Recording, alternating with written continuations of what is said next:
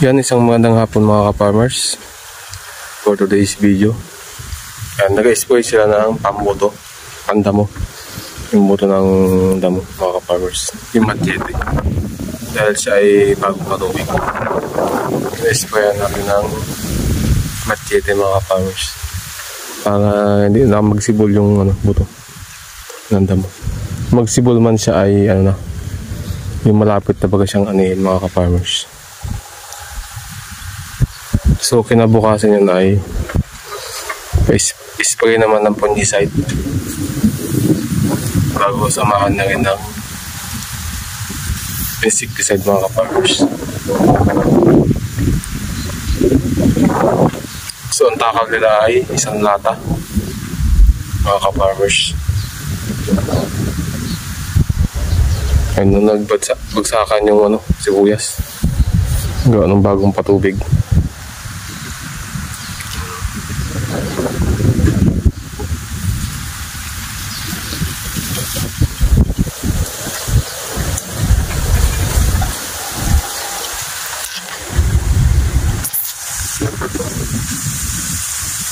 Nagluwang ng sibuyas dating ito mga farmers, second cup palay, ngayon siniguyasan na.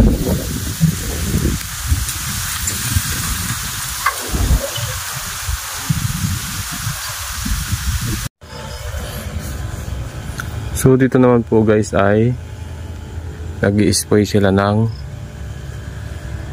foliar fertilizer, yung Biosum mga ka-farmers. Yan po yung Red Dragon.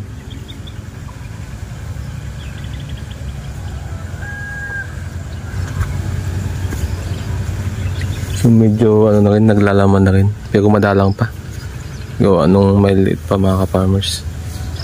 Yung pakating doon malaki na siya, yung lagi natutuyot mahina. Mahina. Nakita yun? Mahina yun. Yung laging tubig, yung basa. Siya? Malaki na rin. Yan po yung Biosum na fertilizer.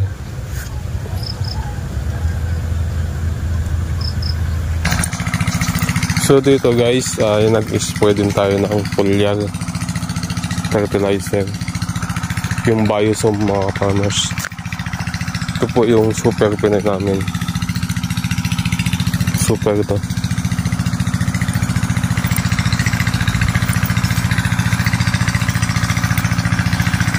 Yun na po yung laman niya. Yung super malalaki na rin.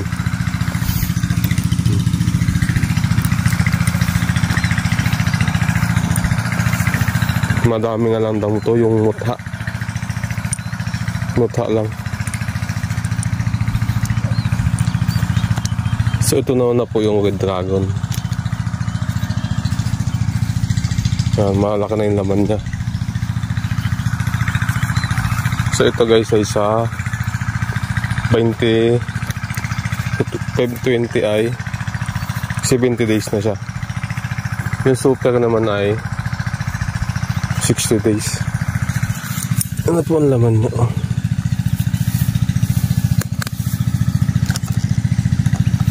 Malaki na. Yan. Nakakatawa na pong tignan, diba? Pag ganyan na po ang sibuyas, yung malaki na siya.